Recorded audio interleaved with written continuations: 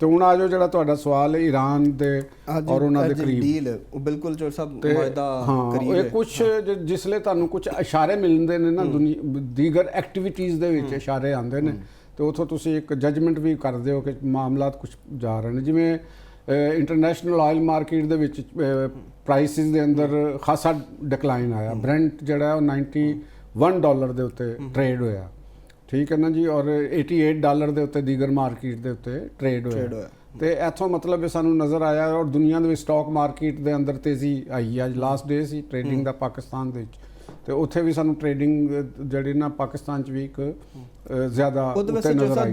ਜੋ ਪਿਛਲੇ ਕਈ ਦਿਨਾਂ 'ਚ ਦੌਰਾਨ ਹੋਇਆ ਇਸ ਤਰ੍ਹਾਂ, ਉਹ ਜਦੋਂ ਬਿਆਨ ਦਿੰਦੇ ਸਨ ਟਰੰਪ ਉਹਦੇ ਨਾਲ ਉਹ ਚੀਜ਼ਾਂ ਆ ਜਾਂਦਾ ਸੀ, ਲੇਕਿਨ ਫਿਰ ਥੋੜੀ ਦੇਰ ਬਾਅਦ ਲੱਗਦਾ ਸੀ ਕਿ ਨਹੀਂ, ਉਹ ਜੇਡੀ ਵੈਂਸ ਕਹਿੰਦੇ ਨੇ ਕਿ ਕੋਈ ਅਸੀਂ ਇਹ ਨਹੀਂ ਕਹਿ ਸਕਦੇ ਕਦੋਂ ਅਮਰੀਕਨ ਪ੍ਰੈਜ਼ੀਡੈਂਟ ਸਾਈਨ ਕਰਨਗੇ। ਦੇਖੋ ਜਦ ਤੱਕ ਕੋਈ ਚੀਜ਼ ਸਾਈਨ ਨਹੀਂ ਹੋ ਜਾਂਦੀ ਤੇ ਉਸ ਵੇਲੇ ਤੱਕ ਤੇ ਕੁਝ ਵੀ ਨਹੀਂ ਕਿਹਾ ਜਾ ਸਕਦਾ। ਲੇਕਿਨ ਜਿਹੜੀ ਹੁਣ ਤੱਕ ਇੱਕ ਪੋਜ਼ਿਟਿਵ ਹੈਗਾ ਕਿ ਜਦੋਂ ਦੀ ਇਹ ਜੰਗ ਬੰਦੀ ਹੋ ਕਾਇਮ ਹੈ, ਉਹ ਜੰਗ ਬੰਦੀ ਫਿਲਹਾਲ ਕਾਇਮ ਹੈ। ਗੋ ਇੱਕਾ ਦੁੱਕਾ ਵਿੱਚ ਵਾਕਿਆਤ ਹੁੰਦੇ ਨੇ, ਲੇਕਿਨ ਉਹ ਅਕਸਰ ਇਹੋ ਜਿਹੀਆਂ ਚੀਜ਼ਾਂ 'ਚ ਹੋ ਜਾਂਦੇ ਨੇ ਜਦੋਂ ਜੰਗ ਬੰਦੀ ਹੁੰਦੀ ਹੈ ਤੇ ਉਹ ਵਿੱਚੋਂ ਕੁਝ ਐਸੇ ਐਲੀਮੈਂਟਸ ਹੁੰਦੇ ਨੇ ਜਿਹੜੇ ਆਪਣੇ ਤੌਰ ਦੇ ਉੱਤੇ ਗਰਾਊਂਡ ਲੈਵਲ ਦੇ ਉੱਤੇ ਮਿਸਕਨਸੈਪਸ਼ਨ ਹੋ ਜਾਂਦੀ ਹੈ ਤੇ ਵਾਕਿਆਤ ਹੋ ਜਾਂਦੇ ਨੇ। ਲੇਕਿਨ ਓਵਰਆਲ ਦੋਨਾਂ ਅਫਰੀਕਾ ਦੀ ਸਤ੍ਹਾ ਦੇ ਉੱਤੇ ਜੰਗ ਬੰਦੀ ਸਟਿਲ ਕਾਇਮ ਹੈ।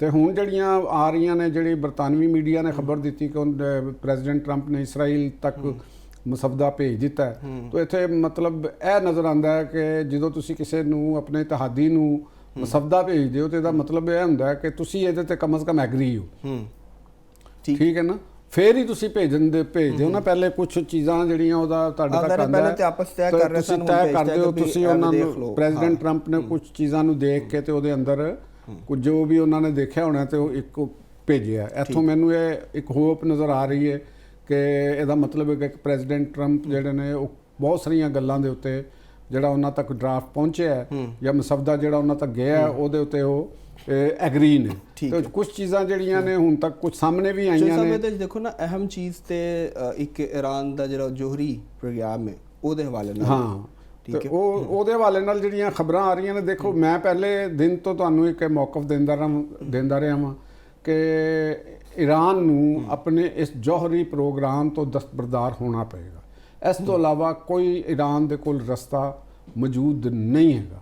ਹੁਣ ਜਿਹੜੀ ਗੱਲ ਆਈ ਹੈ ਕਿ ਪਹਿਲੇ ਆਈ ਸੀ ਕਿ ਰਸ਼ੀਆ ਦੇ ਕੋਲ ਜੀ ਉਹ ਰਸ਼ੀਆ ਨੂੰ ਦੇਣ ਤੇ ਆਮਾਦਾ ਹੋ ਜਾਏਗਾ, ਫਿਰ ਆਈ ਕਿ ਨਹੀਂ ਜੀ ਉਹ ਈਰਾਨ ਕਿਸੇ ਸੂਰਤ ਵਿੱਚ ਨਹੀਂ ਦੇਵੇਗਾ। ਹੁਣ ਆ ਗਈ ਕਿ ਈਰਾਨ ਜਿਹੜਾ ਹੈ ਨਾ ਉਹ ਚੀਨ ਦੇ ਹਵਾਲੇ ਕਰਨ ਵਾਸਤੇ ਰਾਜ਼ੀ ਹੈ, ਅਗਰ ਬਸ਼ਰਤੇ ਕਿ ਉਹ ਅਮਰੀਕਾ ਨੂੰ ਨਾ ਦਿੱਤਾ ਜਾਵੇ। ਤੇ ਉਹਦੇ ਨਾਲ ਹੀ ਇੱਕ ਖਬਰ ਇਹ ਵੀ ਚੱਲ ਰਹੀ ਹੈ ਕਿ ਉਹਦਾ ਇੰਟਰਨੈਸ਼ਨਲ ਜਿਹੜੀ ਮੋਨੀਟਰਿੰਗ ਏਜੰਸੀ ਹੈ ਉਹਦੇ ਬਰਾਹ ਰਾਸਤ ਕੰਟਰੋਲ ਦੇ ਵਿੱਚ ਦੇ ਦਿੱਤਾ ਜਾਏਗਾ। ਤੇ ਲੈਟਸ ਸੀ ਇਹ ਚੀਜ਼ਾਂ ਕੁਝ ਪਹਿਲਾ ਕੰਮ ਤੇ ਹੋਣਾ ਹੈ ਕਿ ਉਹਨਾਂ ਦੇ ਦਰਮਿਆਨ ਜਿਹੜੀ 60 ਰੋਜ਼ਾ ਜੰਗਬੰਦੀ ਉਹ ਮੁਸਤਕਿਲ ਹੋਣੀ ਹੈ। ਜਿਹੜਾ ਮੁਆਹਦਾ ਹੋਣਾ ਉਹ ਜੰਗਬੰਦੀ ਮੁਸਤਕਿਲ ਹੋ ਜਾਏਗੀ ਔਰ ਉਸ ਡਰਾਫਟ ਦੇ ਅੰਦਰ ਜਿਹੜੇ ਨਕਾਤ ਹੋਣਗੇ ਉਹ ਫਿਰ ਸ਼ਿਕਵਾਰ ਜਿਹੜੇ ਹੋਣਗੇ ਔਰ ਉਹਨਾਂ ਦੇ ਉੱਤੇ ਇੱਕ ਬੜੀ ਡਿਟੇਲਡ ਇੱਕ ਦੂਸਰੇ ਦੇ ਨਾਲ ਗੁਫ਼ਤਗੂ ਹੋਏਗੀ, ਵਿੱਚ ਜਿਹੜੇ ਦੀਗਰ ਸਟੇਕ ਹੋਲਡਰਸ ਹੋਣਗੇ ਉਹਨਾਂ ਦੇ ਨਾਲ ਬੈਠ ਕੇ ਮਾਮਲਾਤ ਉਹ ਤੈਅ ਹੋਣਗੇ ਵੀ ਅਸੀਂ ਅੱਗੇ ਮੁਸਤਕਬਲ 'ਚ ਕੀ ਹੋਣਾ। ਤੇ ਇੱਕ ਉਹਨਾਂ ਦਾ ਇਹ ਜਿਹੜੀ ਇੰਨੀ ਡਿਲੇ ਹੋਈ ਹੈ ਮੁਆਹਦੇ ਦੇ ਵਿੱਚ, ਤੇ ਉਹ ਨਕਾਤ ਦੇ ਉੱਤੇ ਤੇ ਡਿਸਕਸ਼ਨ ਹੋ ਰਹੀ ਹੋਏਗੀ ਨਾ, ਉਹਦੇ ਬਾਅਦ ਹੀ ਮੁਆਹਦਾ ਕਿਉਂਕਿ ਇੱਕ ਫਾਈਨਲ ਡਰਾਫਟ ਦੀ ਤਰਫ ਜਾ ਰਿਹਾ ਹੈ। ਫਾਈਨਲ ਡਰਾਫਟ ਜਾ ਰਿਹਾ ਹੈ ਕਿ ਜਿਹੜੇ ਇਹ ਚੀਜ਼ਾਂ ਨੇ ਨਾ ਅਸੀਂ ਇਹਨਾਂ ਤੇ ਇਤਫਾਕ ਕਰਨੇ ਆ ਔਰ ਜੰਗਬੰਦੀ 60 ਦਿਨ ਵਾਸਤੇ ਜਾਂ ਜਿੰਨੇ ਇੱਕ ਸਪੈਸੀਫਾਈਡ ਟਾਈਮ ਵਾਸਤੇ ਉਹ ਚਲੀ ਜਾਏਗੀ। ਉਸ ਤੋਂ ਬਾਅਦ ਫਿਰ ਇੱਕ ਟਾਈਮ, ਜਿਵੇਂ ਹੁਣ ਐਟੋਮਿਕ ਐਨਰਜੀ ਦਾ ਉਹਨਾਂ ਦਾ ਮਾਮਲਾ ਹੈ, ਈਰਾਨ ਨੇ ਉਹਦੇ ਤੇ ਇਹ ਐਗਰੀਮੈਂਟ ਕਰ ਲਿਆ ਕਿ ਜੀ ਅਸੀਂ ਰਾਜ਼ੀ ਹਾਂ ਇਹਨੂੰ ਆਪਣਾ ਖ਼ਤਮ ਕਰਨ ਵਾਸਤੇ, ਜਾਂ ਅਸੀਂ ਉਹ ਅਹਿਦ ਕਰਨ ਵਾਸਤੇ ਕਿ ਅਸੀਂ ਐਟਮੀ ਹਥਿਆਰ ਨਹੀਂ ਬਣਾਉਣੇ, ਯੂਰੇਨੀਅਮ ਨਹੀਂ ਕਰਨੀ। ਠੀਕ ਹੋ ਗਿਆ ਜੀ, ਇਹ ਐਗਰੀਮੈਂਟ ਹੋ ਗਿਆ।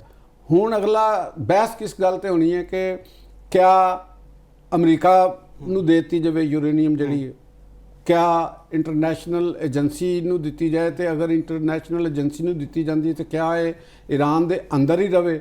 ਅਗਰ ਈਰਾਨ ਦੇ ਅੰਦਰ ਰਹਿੰਦੀ ਤੇ ਫਿਰ ਇਹਨੂੰ ਜ਼ਾਇਆ ਕਰਨਾ ਜਾਂ ਇਹਨੂੰ ਖ਼ਤਮ ਕਰਨਾ ਦਾ ਪ੍ਰੋਸੈਸ ਕਿਸ ਤਰੀਕੇ ਦੇ ਨਾਲ ਅੰਜਾਮ 'ਚ ਪਹੁੰਚੇਗਾ? ਠੀਕ ਹੋ ਗਿਆ। ਜਾਂ ਇਹ ਚੀਨ ਦੇ ਅੰਦਰ ਜਾਣੀ ਹੈ, ਚੀਨ ਦੇ ਹਵਾਲੇ ਕਰਨੀ ਹੈ ਤੇ ਚੀਨ ਦੇ ਨਾਲ ਫਿਰ ਟਰਮਸ ਐਂਡ ਕੰਡੀਸ਼ਨ ਤੈਅ ਹੋਣਗੀਆਂ, ਜਿਹਦੇ ਤੇ ਈਰਾਨ ਦਾ ਇਤਫਾਕ ਹੋਏਗਾ, ਅਮਰੀਕਾ ਦਾ ਇਤਫਾਕ ਹੋਏਗਾ, ਚੀਨ ਦਾ ਆਪਣਾ ਇਤਫਾਕ ਹੋਏਗਾ। ਠੀਕ ਹੈ ਨਾ, ਤੇ ਇਹ ਚੀਜ਼ਾਂ ਇੱਕ ਉਹਦੇ ਤੇ ਤੈਅ ਹੋਣਗੀਆਂ ਤੇ ਫਿਰ ਆਏਗੀ ਜਿਹੜਾ ਫਾਈਨਲ ਇੱਕ ਜੰਗਬੰਦੀ ਦਾ ਹੋਏਗਾ ਮਾਮਲਾ, ਜਿਵੇਂ ਚੀਨ ਨੇ ਕਿਹਾ ਕਿ ਇਹਨੂੰ ਅਕਵਾਮੀ ਮੁਤੱਹਦਾ ਦੀ ਇੱਕ ਪਲੇਟਫਾਰਮ 'ਤੇ ਲਾਇਆ ਜਾਏ ਤਾਂ ਕਿ ਟ੍ਰੀਟੀ ਦੀ ਸ਼ਕਲ ਅਖਤਿਆਰ ਕਰ ਜਾਵੇ, ਤਾਂ ਕਿ ਕੋਈ ਵੀ ਫਰੀਕ ਮੁਸਤਕਬਲ ਦੇ ਵਿੱਚ ਆਪਣੀ ਆਪਣੀ ਗੱਲ ਤੋਂ ਮੁਕਰ ਨਾ ਸਕੇ ਜਾਂ ਜੰਗ ਤੱਕ ਨਾ ਜਾ ਸਕੇ।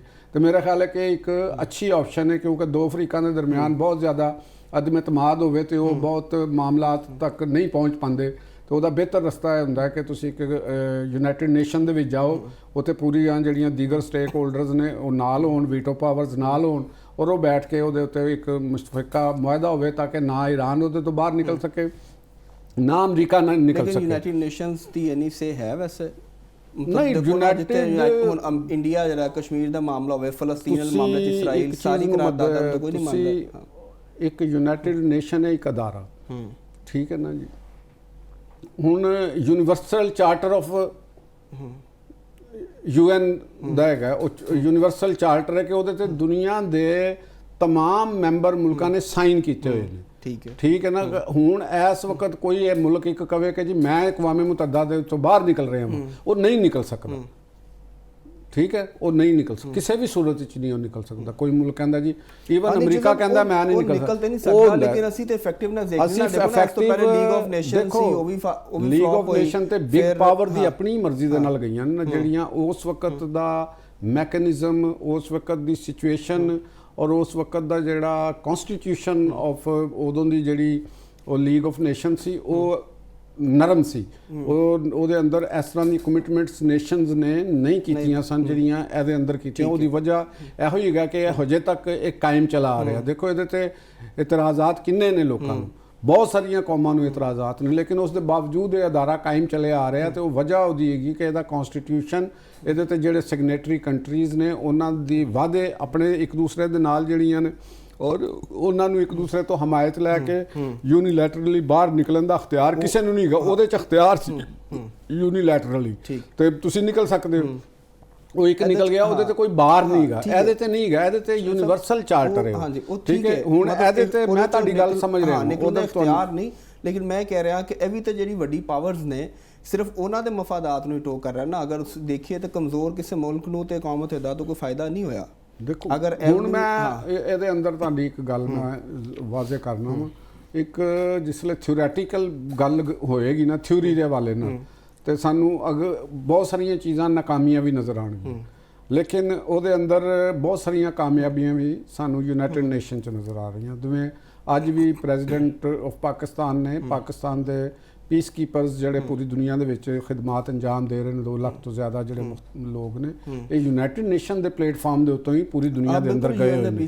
ਠੀਕ ਹੈ ਨਾ ਜੀ, ਉੱਥੇ ਪਹੁੰਚੇ ਹੋਏ ਨੇ। ਉੱਥੇ ਉਹ ਇੱਕ ਦੂਸਰੇ ਦੇ ਦੋ ਮੁਤਹਾਰਫ ਫਰੀਕਾਂ ਨੂੰ ਉਹਨਾਂ ਨੇ ਦੂਰ ਰੱਖਿਆ ਇੱਕ ਦੂਸਰੇ ਦੇ ਉੱਤੋਂ, ਤੇ ਲਿਹਾਜ਼ਾ ਇਹ ਇੱਕ ਬਹੁਤ ਵੱਡਾ ਰੋਲ ਹੈ ਯੂਨਾਈਟਿਡ ਨੇਸ਼ਨ ਦਾ। ਇੰਜ ਯੂਨਾਈਟਿਡ ਨੇਸ਼ਨ ਦਾ ਜਿਹੜਾ WTO ਦਾ ਅਦਾਰਾ ਹੈ, ਜਿਹੜਾ ਵਰਲਡ ਟ੍ਰੇਡ ਆਰਗੇਨਾਈਜੇਸ਼ਨ ਦੇ ਤਹਿਤ ਆ ਰਿਹਾ, तमाम तर ਇਖਤਲਾਫਾਤ ਦੇ ਬਾਵਜੂਦ ਉਹ ਕੰਮ ਕਰ ਰਿਹਾ। ਉਹਦੇ ਮੁਤਾਬਕ ਇੱਕ ਟ੍ਰੇਡ ਐਂਡ ਟੈਰਿਫ ਦਾ ਜਾਲਿਆ ਗੋ ਅਮਰੀਕਾ ਨੇ ਉਹਦੇ ਤੋਂ ਕੀਤਾ ਹੈ, ਲੇਕਿਨ ਅਮਰੀਕਨ ਕਨਸਟੀਟਿਊਸ਼ਨ ਨੇ ਉਹਦੀ ਇਜਾਜ਼ਤ ਨਹੀਂ ਦਿੱਤੀ ਹੋਈ, ਅਮਰੀਕਨ ਕਾਂਗਰਸ ਨੇ ਨਹੀਂ ਦਿੱਤੀ। ਉਹਨਾਂ ਟਰੰਪ ਸਾਹਿਬ ਨੇ ਆਪਣੇ ਪ੍ਰੈਜ਼ੀਡੈਂਸ਼ੀਅਲ ਆਰਡਰ ਦੇ ਜ਼ਰੀਏ ਦਿੱਤੇ ਨੇ, ਹਜੇ ਉਹਨਾਂ ਨੇ ਉੱਥੋਂ ਮਨਜ਼ੂਰੀ ਲੈਣੀ, ਉਹ ਇੱਕ ਅਲੱਗ ਚੀਜ਼ ਹੈਗੀ।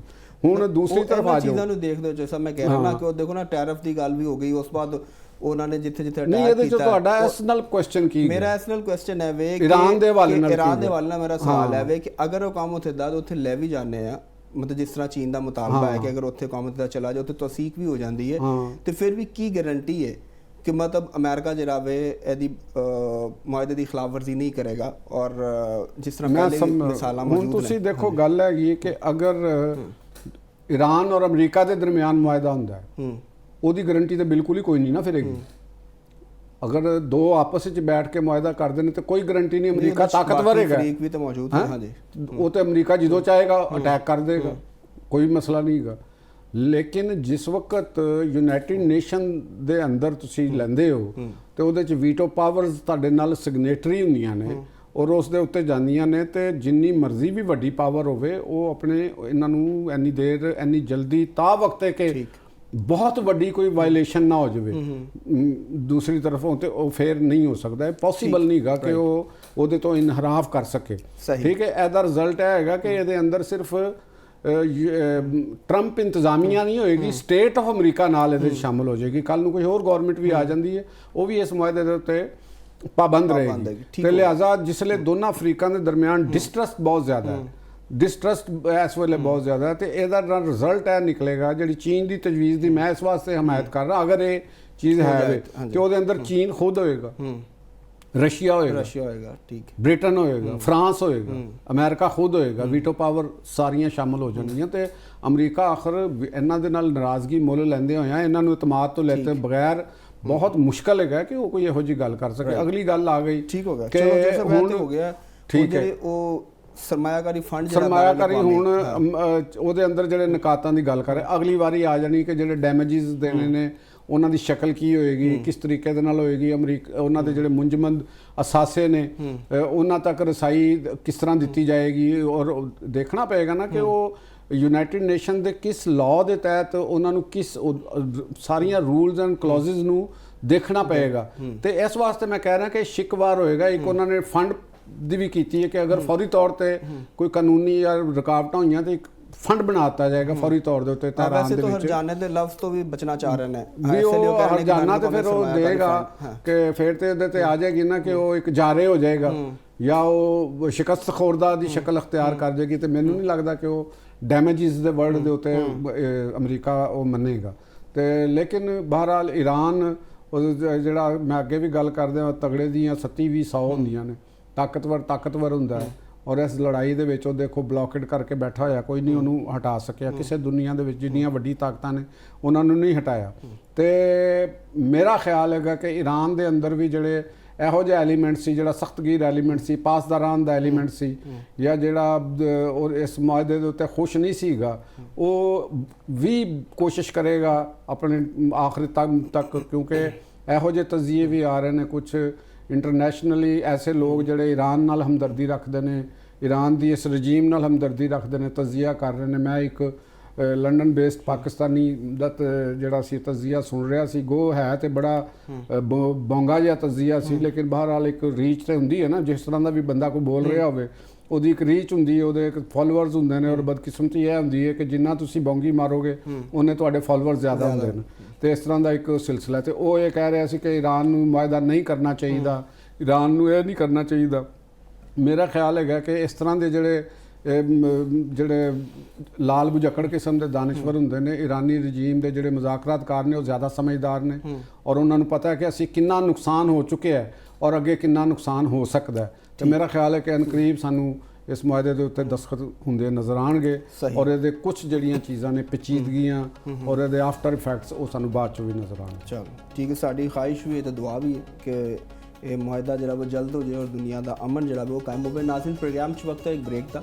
ਬ੍ਰੇਕ ਤੋਂ ਬਾਅਦ ਜਦੋਂ ਵਾਪਸ ਆਵਾਂਗੇ ਤਾਂ ਮੁਲਕੀ ਸਿਆਸਤ ਦੇ ਉੱਤੇ ਗੱਲ ਕਰਾਂਗੇ। ਸਾਡੇ ਨਾਲ ਜੁੜੇ ਰਹੋ।